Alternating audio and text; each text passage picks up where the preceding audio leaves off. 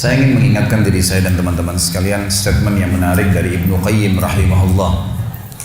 Ibnu Qayyim pernah mengatakan, saya selalu senang dan tenang. Saya selalu senang dan tenang melalui kehidupan dunia ini karena dua hal. Yang pertama adalah saya selalu senang dan tenang karena saya tahu ajal saya sudah ditentukan oleh Tuhan saya. Maka tidak akan pernah bertambah sesaat dan tidak akan berkurang sesaat. Artinya kalau saya akan meninggal 60 tahun ya 60 tahun. Mau sehat, mau sakit, ya, mau kaya, mau miskin, sudah saatnya mati akan mati. Maka saya tidak perlu repot dengan itu. Saya tinggal mengisi hidup saya dengan kebaikan-kebaikan, tinggalkan keburukan, udah sampai ajal datang. Saya selalu senang dan tenang karena ajal saya sudah ditentukan oleh Tuhan saya, tidak akan bertambah saat dan tidak akan berkurang saat. Lalu yang kedua, ini saksi bahasan kita. Dia mengatakan saya selalu senang dan tenang karena rezeki saya tidak akan diambil oleh orang lain. Teman-teman sekalian, garis bawahi satu hal. Tidak ada dalam Islam namanya rezeki kita diambil oleh orang lain. Pernah waktu saya tabligh akbar di Surabaya dan membahas masalah materi kita tadi subuh, kenalilah Tuhanmu kau akan bahagia. Ada seorang pengusaha muda datang kepada saya dan berkata, Ustaz, saya bersama dengan beberapa teman-teman saya coba untuk melobi masuk ke dalam satu proyek. Dan di antara teman-teman saya bukan memuji diri, tapi saya orang yang paling baik ibadahnya di antara mereka. Artinya mereka masih sholat pun ya kalau disuruh. Kalau saya masih menjaga sholat. Tapi anehnya Ustaz, pada saat proyek tersebut sudah didapatkan, teman-teman saya semua dapat kecuali saya. Saya nggak dapat. Gimana cara memahami ini? Sementara saya tahu benar bagaimana ibadah mereka yang kurang kepada Allah Subhanahu Wa Taala. Lalu saya jawab, itu belum rezeki Anda. Itu aja jawabannya. Itu belum rezeki Anda. Kalau rezeki Anda pasti akan datang. Nggak akan kemana-mana itu. Kalau sudah rezekinya. Apalagi yang berhubungan dengan rezeki mutlak tadi yang saya jelaskan. Saya pernah teman-teman sekalian beli makanan. Saya sangat senang dengan makanan itu. Di Jawa Timur, di Surabaya tempat ada madu mongso. Jadi manis, enak gitu. Saya sering beli kecil, ketan. Ya. Saya beli sekitar 50 biji kena kecil-kecil. Sering saya bawa dari Surabaya ke Jakarta. Saya sempat beli, kemudian saya sambil nunggu pesawat akan take off 1 jam lagi Surabaya ke Jakarta, saya taruh di lounge, lagi duduk sambil nunggu waktu, saya buka laptop sambil saya ngetik-ngetik ceramah. Karena asyiknya ngikutin ceramah, saya lagi edit, saya lagi perbaikin, terus dipanggil. Setelah itu 45 menit dipanggil, 45 menit kemudian dipanggil, suruh naik pesawat. Saya buru-buru matikan laptop, saya tutup lalu saya jalan. Saya lupa tuh kresek saya yang ada isinya makanan tadi. Saya ingatnya nanti setelah tiba di Bandara Jakarta. Perasaan tadi selain laptop ada yang saya pegang yang lain nih. Gitu. Mana nih kreseknya? Oh, makanan saya ketinggalan. Tapi karena saya sudah tahu teorinya, ternyata memang madu mungso itu bukan rezeki saya. Rezekinya orang yang di situ. Gitu. Pernah nggak teman-teman beli makanan kalau yang sudah punya anak kecil di rumah, beli makanan taruh di kulkas niatnya mau makan besok. Besok kita buka sudah dimakan. Gitu kan? Ya? Sering ya? Itu karena bukan rezeki Anda memang rezekinya dia gitu kan. Akan sampai kepada dia. Kalau yang sifatnya mutlak pasti sampai ke dia, bagaimanapun caranya akan sampai ke dia gitu. Jadi kita harus pahamin berhubungan dengan rezeki masalah ini. Jadi yakinlah tidak ada rezeki diambil oleh orang lain, tinggal bagaimana kita berusaha punya ilmu kalau ingin kembangkan dan dapat yang ikhtiar lebih banyak lagi dan syukuri. Yang kedua teman-teman, kiat untuk menambah rezeki adalah infak, sedekah. Harus kita ubah nih satu kaidah kapitalis yang mengatakan menabung pangkal kaya. Maaf teman-teman yang suka nabung nih. Bukan saya larang nabung, bukan. Tapi dalam Islam bukan menabung pangkal kaya, tapi sedekah pangkal kaya. Nggak bisa ketemu antara nabung dengan sedekah, nggak bisa ketemu nih. Susah ketemunya. Karena sedekah disuruh keluarin, ini nabung disuruh simpan, gitu kan? Nggak bakal ketemu. Dalam Islam makin sering kita keluarkan di jalan Allah, makin terbuka tuh rezekinya. Ya, ini dalilnya banyak. Di antaranya hadis Bukhari, hadis Qudsi, di mana Allah Subhanahu wa taala berfirman, kata Nabi SAW, Allah berfirman, "Ya bna Adam, anfik alaik." Wahai anak Adam, berinfak dulu di jalanku, aku baru berinfak padamu. Sedekahin dulu, baru aku kasih kamu. Jadi ini kata kuncinya, makin sering keluarkan maka makin bagus. Makin bagus yang kita kasih, ya, makin sempurna balasan dari Allah. Coba renungi perkataan Urwah bin Zubair rahimahullah, seorang ulama tabi'in yang masyhur. Urwah bin Zubair ini ayahnya namanya Zubair bin Awam, salah satu sahabat dari 10 orang yang jamin masuk surga. Anaknya namanya Urwah, ulama besar, gitu kan, dari tabi'in. Urwah mengatakan, janganlah seseorang di antara kalian memberikan untuk Allah, keluarkan di jalan Allah sedekah, sesuatu yang dia malu kalau dia berikan kepada pemimpin satu kaum. Begini maksudnya. Saya ingin tanya teman-teman, coba renungin dan jujur jawabnya ya. Kalau seandainya Anda tiba-tiba diundang oleh, saya nggak tahu nih, di Bali ini apa? Wali kota ya? Diundang oleh wali kota. Baik, bapak ini atau ibu ini diundang ke wali kota, ditelepon khusus, datang ya ke kantor saya besok, dan tolong beliin saya buah. Pesan beli buah. Kira-kira teman-teman sekalian, pada saat wali kota pesan buah dari Anda ini, beli buahnya di mana? Di pasar kaki 5 kan? Emperan jalan?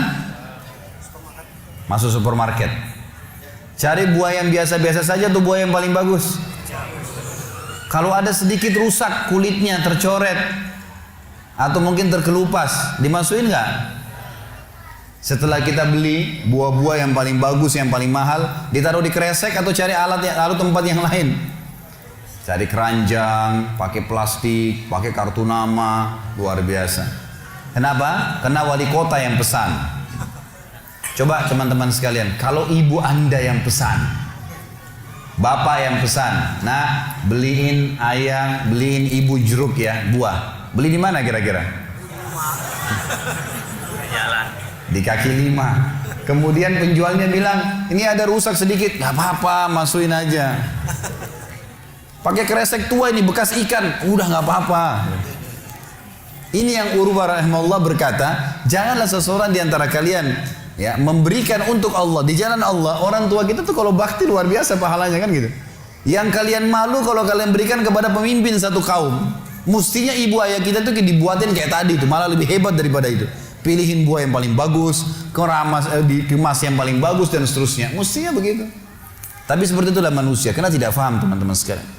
Sesuatu yang dikeluarkan di jalan Allah akan mendatangkan respon rezeki yang banyak. Ini satu hal yang harus digarisbawahi, dan akan saya bacakan banyak sekali dalil berhubungan dengan masalah itu, di mana Allah Subhanahu wa taala menyuruh kita keluarkan. Ingat, makin baik kita berikan, makin baik juga respon dari Allah Subhanahu wa taala. Coba teman-teman muhasabah nih. Kalau celengan masjid lagi lewat dan Anda punya 1000 baru 1000 tua, yang mana ditaruh? 1000 tua. Kenapa 1000 tua yang ditaruh? Karena belum tahu nih, kalau saya berikan di jalan Allah, ini akan datang responnya. 1000 baru yang kita beli air mineral di luar sana, ini pemahaman yang salah. Ini yang kita mau lurusin malam ini nih. Mestinya teman-teman sekalian cari uang yang baru dikasih ke jalan Allah, yang tua dipakai belanja. Mestinya begitu. Karena makin baik kita berikan, maka makin baik responnya. Gitu kan? Makanya kata para ulama, siapa yang memberikan sesuatu yang baik pada Allah di jalan Allah, Allah akan balas dia dengan kebaikan. Saya akan angkat sebuah kisah teman-teman sekalian. Kisah seorang ulama tabi'in bernama Rabi' ibn Haytham rahimahullah. Rabi' ibn Haytham ini ulama yang sangat terkenal dengan kesolehannya, luar biasa kesolehannya orang ini. Jadi dia di akhir hidupnya, Rabi' ibn Haytham ini muridnya Abdullah bin Umar, muridnya Abu Musa al-Asy'ari, sahabat-sahabat yang mulia. Ini murid langsungnya, ulama tabi'in yang terkenal, Rabi' ibn Haytham. Rabi' ibn Haytham ini di akhir hidupnya sempat stroke setengah badan. Datanglah 2 orang muridnya bertamu ke rumahnya, dan ini termasuk adab yang baik. Kalau teman-teman mendapatkan seorang alim ulama dan memang dia bersedia bisa didatangin, kunjungin, minta nasihat, atau ketemu minta nasihat, atau ada di pengajiannya lah. Mereka datang mengatakan, begitu masuk, kebetulan stroke setengah badan, bagian kiri tubuhnya stroke ini. Ada 4 kejadian di rumahnya pada saat itu. Yang pertama, pada saat muridnya masuk, muridnya berkata, wahai imam ini kiai, ustadz, wahai imam, apa rahasianya, kenapa anda ini bisa mengontrol lisan anda? Tidak seperti ulama-ulama yang lain, masih kadang-kadang ngobrol-ngobrol kosong. Anda ini betul-betul, Rabi' ibn Haytham terkenal kalau ngomong, nasihat, tanya kabar orang, gitu kan, Quran atau zikir, nggak ada yang lain. Ini itu saja 4 tuh dari lisannya, nggak ada yang lain, luar biasa. Kalau bukan nasihat orang, tanya kabarnya orang lain, gitu kan? Apa kebutuhan mereka? Kemudian berzikir atau baca Quran. Gitu. Ini masuk dalamnya zikir adalah doa. Maka dikatakan apa sih, murid-muridnya bilang apa rahasianya Anda melakukan seperti ini? Dan ini saya sempat angkat di khutbah Jumat kita kemarin potongan kisah ini. Maka Rabi ibn Haytham mengatakan, wahai murid-muridku, apakah kalian sampai sekarang masih ragu ada Tuhan namanya Allah? Dan kalian masih ragu di pundak kanan dan kiri kalian Allah telah letakkan malaikat yang akan mencatat amal baik dan amal buruk kalian. Dan pasti demi Allah akan dibacakan dan dihisapkan untuk kalian di sana, di akhirat nanti. Artinya saya bisa mengontrol lisan saya karena saya tahu Tuhan saya selalu melihat. Dan ada malaikat yang mengawasi, tidak pernah tidur nih, 24 jam terus mengawasi. Baik dicatat, buruk dicatat. Lalu kemudian muridnya mengatakan, baiklah kalau gitu, dapat ilmu. Kejadian pada saat itu teman-teman sekalian yang lain adalah, yang kedua, baru mau ngobrol sama murid-muridnya, tiba-tiba anaknya Rabi bin Haytham keluar dari dapur, masuk ke ruang tamu pamit. Anak laki-lakinya lalu berkata, wahai ayahku, semoga Allah senantiasa menjaga Anda. Ibu saya membuatkan untuk Anda makanan namanya halwa pada zaman itu. Halwa ini Bapak Ibu sekalian makanan yang mahal. Bahannya susah, bahannya mahal, buatnya susah, lama diadon berjam-jam baru jadi. Dan ini dimakan oleh pejabat-pejabat gitu. Rabi bin Haytham rahimahullah ini punya ciri khas. Mereka tidak pernah rewel. Di rumahnya dihidangkan makan apa sama istrinya, dimakan sama dia. Baik sekali orangnya. Udahlah, dunia dilaluin sama dia begitu saja. Maka anaknya datang dan mengatakan, wahai ayahku, ibuku membuatkan untuk Anda halwa. Makanan yang mahal bahannya dan juga susah buatnya. Tapi anaknya bilang, ibu saya buat halwa buat Anda. Ibu saya berharap Anda memakannya. Anda memakannya. Gitu. Lalu kata Rabi bin Haytham, baiklah, keluarkan aja. Dikeluarkanlah makanan tersebut. Lalu halwa ini dipotong-potong karena kue yang bagus dan cukup besar, di nampan besar dipotong-potong. Baru saja Rabi bin Haytham mau memegang dengan tangan kanannya, karena sebelah kirinya sakit. Diambil sebelah kanan. Kemudian dia kasih isyarat murid-muridnya untuk ambil juga. Baru mereka mau pegang, tiba-tiba pintu rumahnya ada yang ketuk. Diketuk. Dia kasih isyarat anaknya, suruh buka pintu itu. Dibuka pintu itu. Anaknya pergi sana. Waktu dibuka teman-teman sekalian, ini ternyata yang ketuk pintu bukan orang biasa. Orang yang luar biasa. Orang gila, gitu kan. Jadi bukan orang yang peminta-minta biasa, orang yang luar biasa, orang yang selalu anggap ini udah deh, nggak usah dilayanin, nggak usah diajak ngomong, nggak usah diperhatikan, gitu kan? Orang gila ini ketuk pintu dengan pakaiannya yang lusuh, tidak pakai alas kaki, rambutnya berantakan, kasih isyarat minta makan.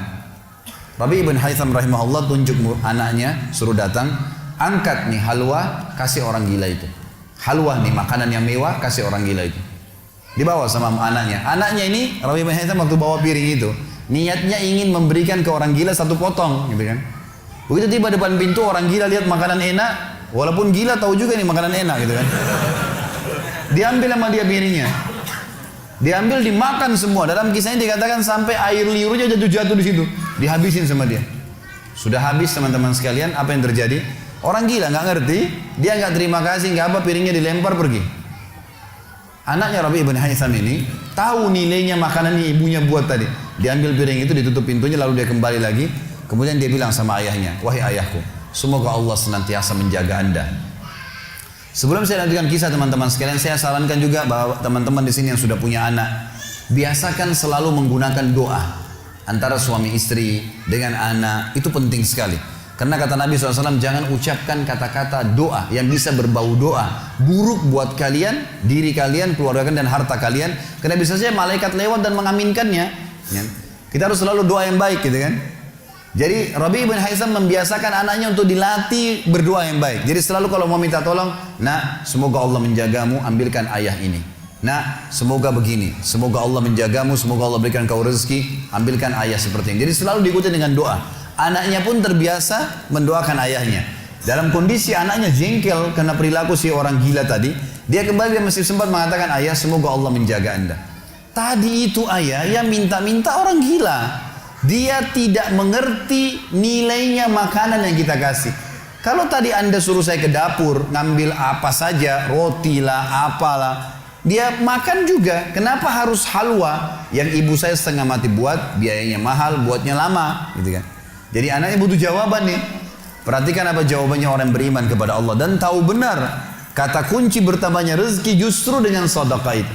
Kata dia apa? Ya waladi, illam yadri, fallahu yadri. Baru dia baca ayat, lan tanalu birra hatta tunfiqu mimma tuhibbun. Wahai anakku, kalau orang gila itu tidak tahu nilainya makanan yang kita kasih, nggak penting buat saya. Karena Allah tahu nilainya. Bukan dianya, tapi Allah tahu nilainya. Dan ingatlah firman Allah, kalian tidak akan mendapatkan, gitu kan? Kalian tidak akan mendapatkan balasan sempurna daripada sedekah kalian sampai kalian menginfakkan apa yang paling kalian cintai. Saya suka halwa itu, tapi disuruh kasih. Teman-teman sekalian, pelajaran luar biasa dari kisah ini. Pernah nggak kita berpikir berikan makan orang gila? Kadang-kadang subhanallah kita lihat orang gila ambil di sampah, kita biarin, nggak mau dilihat. Kalau kita nggak kasih makanan dia, siapa yang akan kasih makan? Dan Allah tetap menilai kita dan sesuai dengan niatnya. Innamal a'malu binniyat.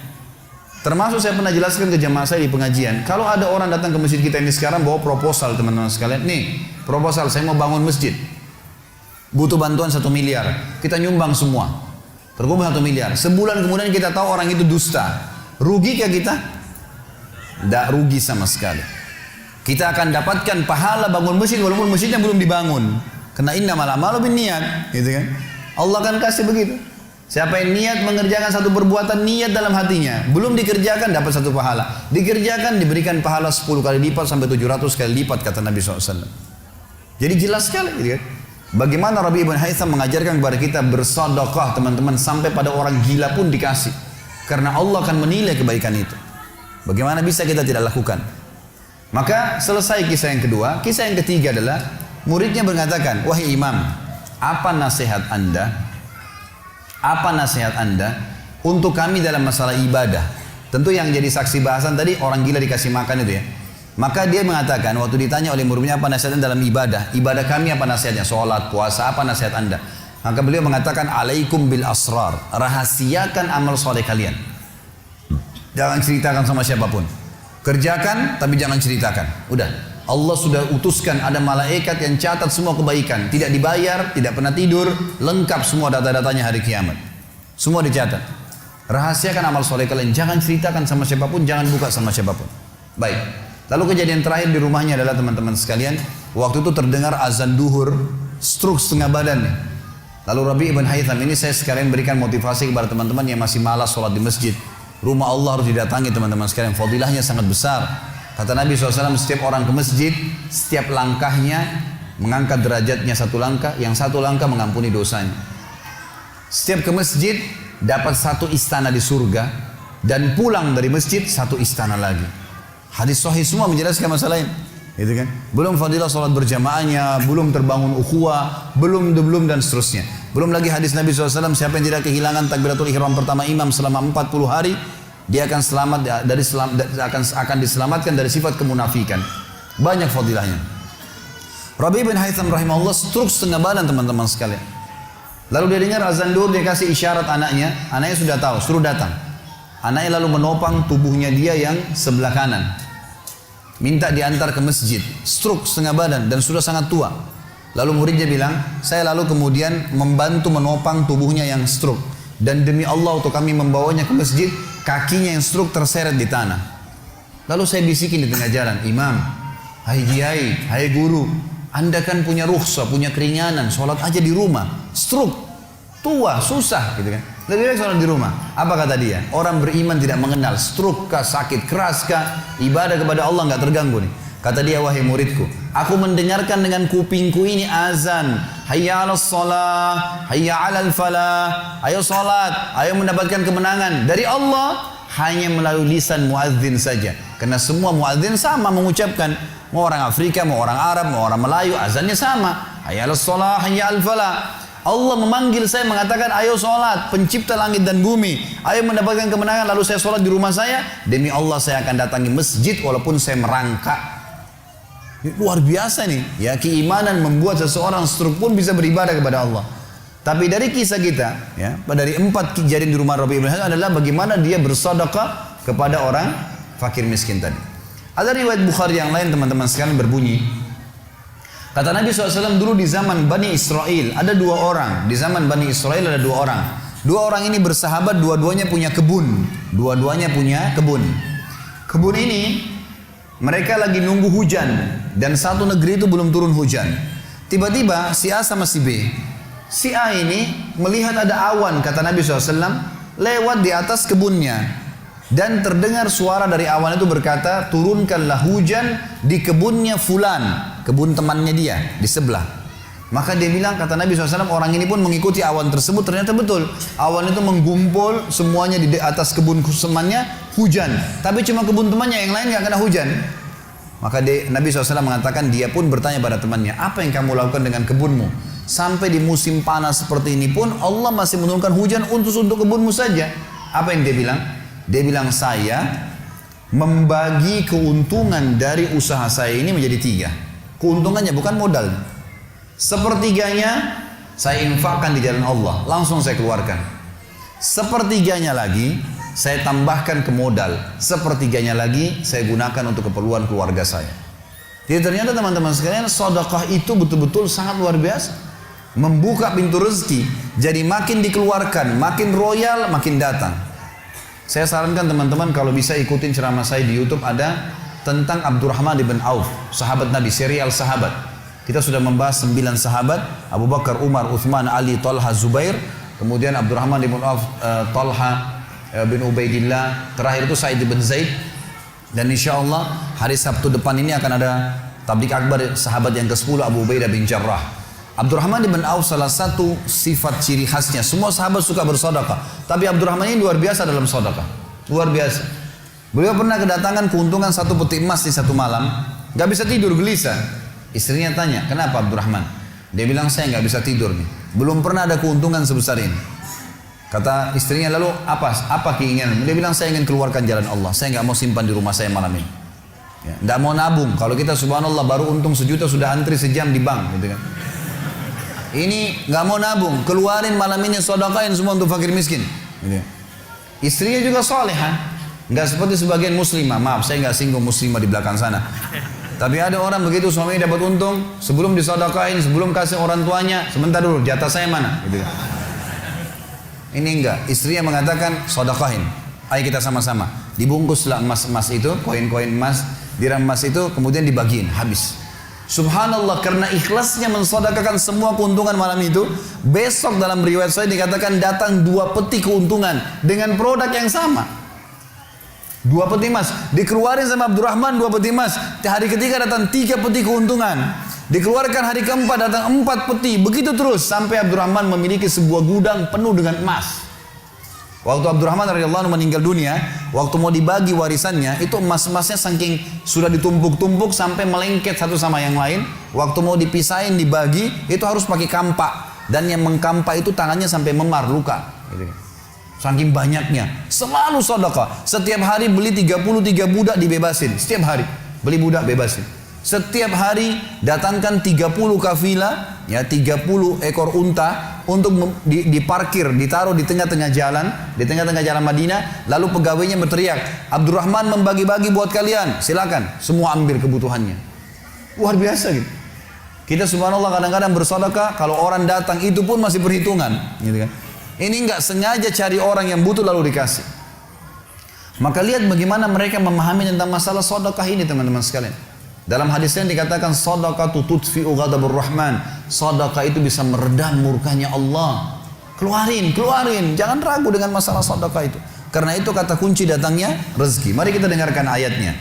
Yang pertama adalah surah Al-Baqarah, surah nomor 2 ayat 254. Allah Subhanahu wa taala berfirman, Al-Baqarah 254, A'udzu billahi minasyaitonir rajim. Ya ayyuhalladzina amanu, hai orang-orang yang telah beriman pada Allah, anfiku, keluarkan mimma razaqnakum, dari apa yang telah kami berikan untuk kalian rezeki, min qabli an ya'ti yaumun la bay'un fihi wala khullatun wala syafa'ah wal kafiruna humudz zalimun.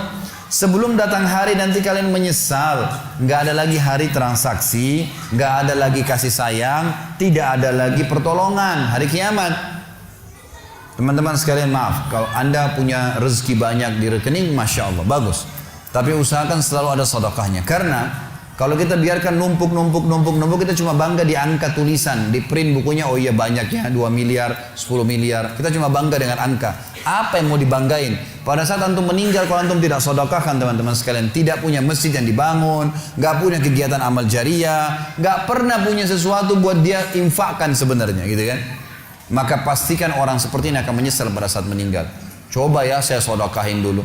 Makanya kata Nabi SAW, hartamu yang sebenarnya, harta yang kau sedekahkan selama kau hidup, itu harta sebenarnya. Dan harta yang bukan sebenarnya yang kau habiskan beli makanan dan pakaian.